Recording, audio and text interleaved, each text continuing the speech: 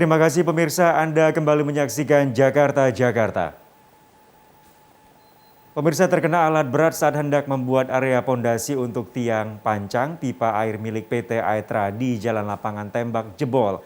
Akibatnya suplai air ke pemukiman warga di kawasan Kelurahan Cibubur, Kecamatan Ciracas, Jakarta Timur pun terganggu.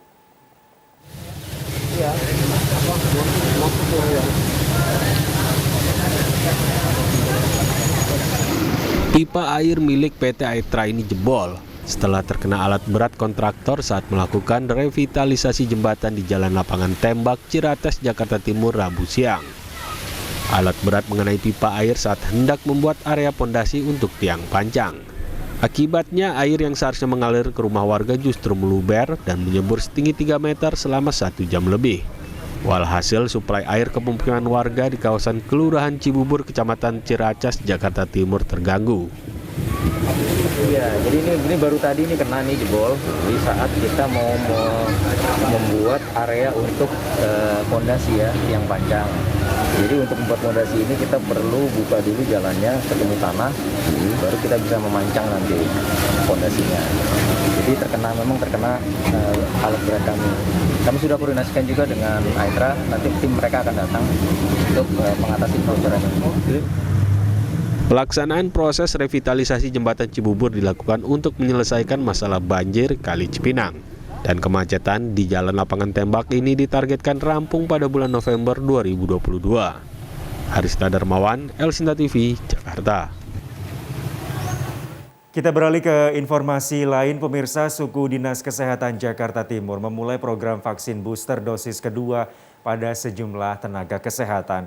Ditargetkan pemberian booster kedua atau vaksin keempat kepada 3.000 tenaga kesehatan ini dapat selesai pada bulan Agustus.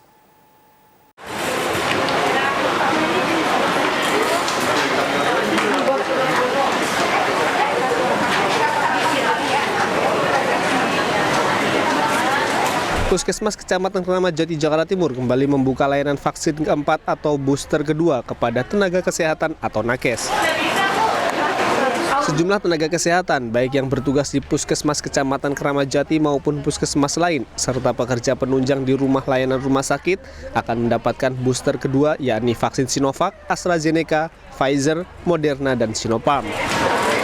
Tenaga kesehatan menjadi prioritas booster kedua gelombang pertama karena dinilai sebagai kelompok yang paling rentan terpapar COVID-19. Penerima booster dosis kedua minimal berjarak 6 bulan dari pemberian booster dosis pertama.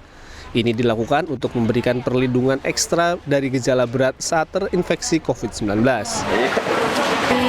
Booster untuk nakes ini atau vaksin 4 ya, atau artinya untuk nakes ini berarti kan vaksin 2. Ini capaiannya itu sekitar 8.700, Pak. Itu sewilayah Kecamatan Kramat Jati mendapat vaksin untuk 1.600, Pak. 1.600. Ada sebagian yang sudah kami distribusikan kepada rumah sakit besar ya, yang mungkin kemarin juga sudah melaksanakan juga ya, atau mungkin hari ini. Artinya semuanya bergerak bersama gitu.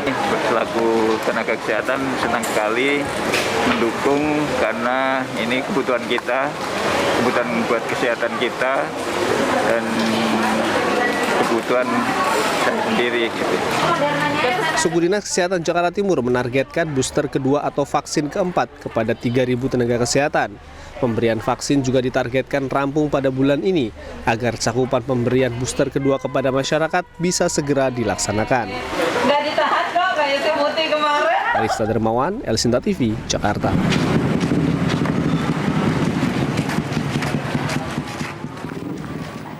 Informasi lain, pemirsa, guna mendukung kinerja dan produktivitas, Badan Pertanahan Nasional Kota Jakarta Selatan membangun kantor baru.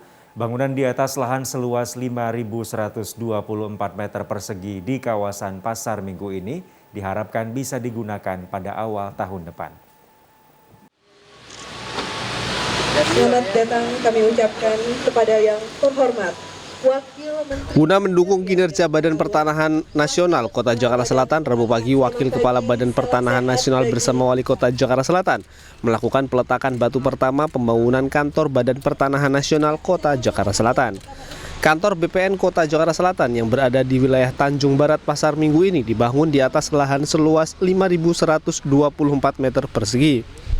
Pembangunan kantor baru diperlukan guna menunjang kinerja dan produktivitas Badan Pertanahan Nasional. Alhamdulillah, puji Tuhan, akhirnya pada hari ini kita sama-sama menyaksikan memulai pembangunan kantor kita yang insya Allah akan menjadi kantor yang membuat kinerja para staf menjadi lebih produktif lagi. Tadi Pak Kanta melapor kepada saya bahwa dalam 150 hari gedungnya harus selesai. Rencananya dalam 150 hari ke depan, pengerjaan pembangunan kantor berlantai 4 dengan luas bangunan 1.463 meter persegi ini sudah dapat diserah terimakan dan digunakan pada 1 Januari 2023 mendatang. Ravelino Pelmelai, Elsinta TV, Jakarta. Pemirsa, mulai tanggal 25 Agustus nanti kami mulai menghentikan siaran analog dan beralih ke siaran digital. Siaran kami hanya akan dapat disaksikan di Elsinta TV Digital dengan menggunakan set-up box, tentunya dengan kualitas gambar yang lebih jelas dan suara yang lebih jernih. Dan jangan lupa juga pemirsa untuk selalu menggunakan masker saat beraktivitas di luar ruangan. Informasi tadi sekaligus menutup perjumpaan kita di Jakarta kali ini. Saya Jeffrey Aldino, mewakili kru yang bertugas pamit undur diri. Terima kasih, sampai jumpa.